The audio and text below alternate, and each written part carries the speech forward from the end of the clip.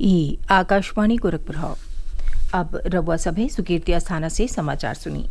मुख्यमंत्री योगी आदित्यनाथ बालू और मोरंग के जगह पर मैन्युफैक्चर्ड सैंड के प्रोत्साहित कैले पर जोर दिया हवे। वहां के कहली कि राज्य सरकार जल्दी मैन्युफैक्चर्ड सैंड नीति लागू करे जा रहा हो, जैसे प्राकृतिक बालू और मोरंग के जगह पर एगो नया विकल्प का उपलब्धता सुनिश्चित हो सकी। आज लखनऊ में खनन विभाग के साथ प्रस्तावित नीति पर विमर्श करत मुख्यमंत्री कहले कि पर्यावरण और नदियन के इकोसिस्टम के बिना नुकसान पहुंचौले सतत विकास के गति दीहल जाए के चाहिए। एके देखत मैन्युफैक्चर्ड सैंड एगो बढ़िया जरिया हवे। वहाँ के कहले कि मैन्युफैक्चर्ड सैंड का गुणवत्ता मानकन के बनावल रखल बहुते जरूरी हो, काहे से कि एमे जिंदगी और सुरक्षा शामिल हवे।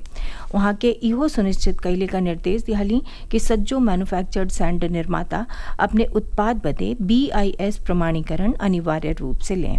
वहाँ के कहले कि खनन विभाग ये कार्य में नोडल विभाग का भूमिका निभाई। वो मैन्युफैक्चर्ड सैंड के जल्दी उत्पादन बदे राज्य और जिला स्तर पर अनुज्ञप्ति धारकन और हित धारकन से तालमेल बैठाई।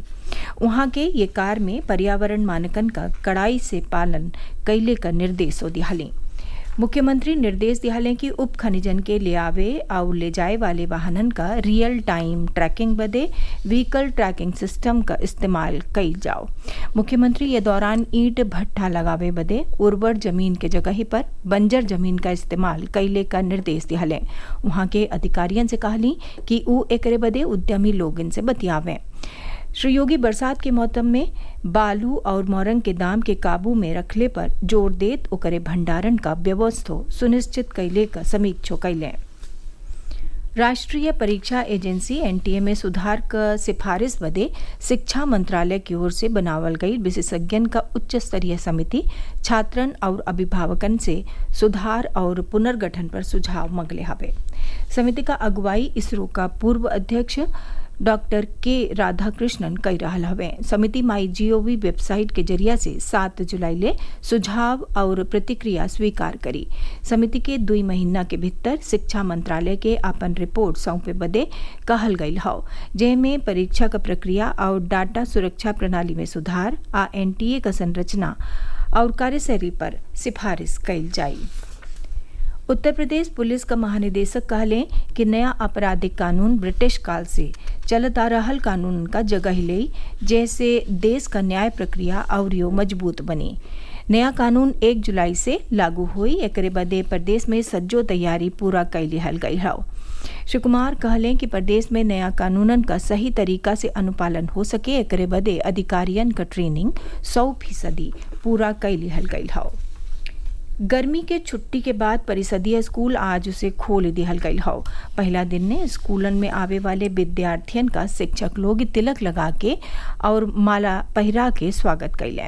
कुछ स्कूलन में सांस्कृतिक आयोजनों कैल गई। शासन के निर्देश पर सज्जो स्कूलन में विद्यार्थी लोग इनका स्वागत का खास तैयारी कैल गई रहे। स्कूलन के रंगोली, झंडियन और गुब्बारा से सजावल गई रहे। शासन आज और बिहाने 2 घंटा स्कूल चलौले का फैसला कैले हो। 1 जुलाई से नियमित स्कूल चली।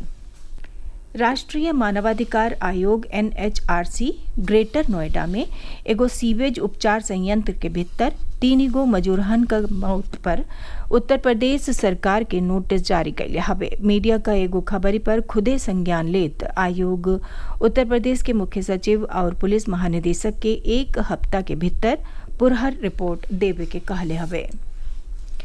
प्रधानमंत्री नरेंद्र मोदी आवे वाला अतवार यानी 30 जून के भिन्न ही 11 बजे आकाशवाणी से मन की बात कार्यक्रम में देश और विदेश में लोगन के साथ ही अपन विचार साझा करी हैं। ये रेडियो कार्यक्रम का 111वीं कड़ी हुई। सुल्तानपुर में काली देर संझा गोमती नदी में नहात कर 4 लड़के डूबी गईले। एमे से एगो लड़का के जुड़ते बचा लिहल गई, बाकी 3 लड़कन के नाही बचावल जा सकल। ये 3 लड़कन का सब स्थानीय गोताखोरन की मदद से SDRF का टीम आज नदी से बहरे निकलस। तीनों सवन के पुलिस पोस्टमार्टम खातिर भेज दिया हवे। प्रदेश में मानसून पुरहर तरीका से सक्रिय हो गई है। ज्यादातर जिलन में रुक रुक के बरखा भइले से लोगन के भीषण गर्मी से राहत मिलल है। ढेर जिलन में अबहिनो बादल छौले हवे और बरखा का संभावना बनल है। मौसम विभाग के हिसाब से अगला 2 से 3 दिन ले बादल छौले और रुक रुक के बरखा भइले का पूर्वानुमान हो। समाचार पूरा भइल। नमस्कार।